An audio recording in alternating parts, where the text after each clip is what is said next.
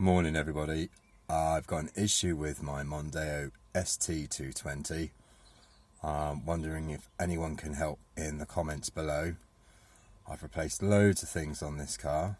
It sits around, does nothing from month on month, obviously with lockdown and work commitments.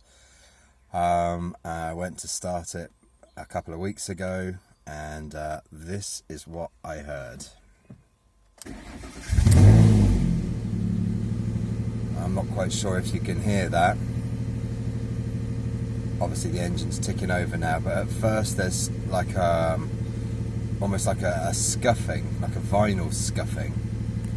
I'll start it again for you.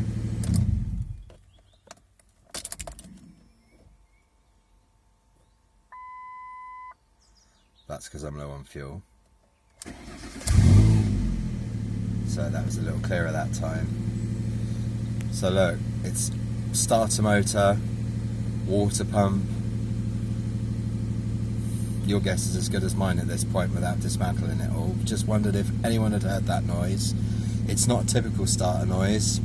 It's not, I don't think it's the sound of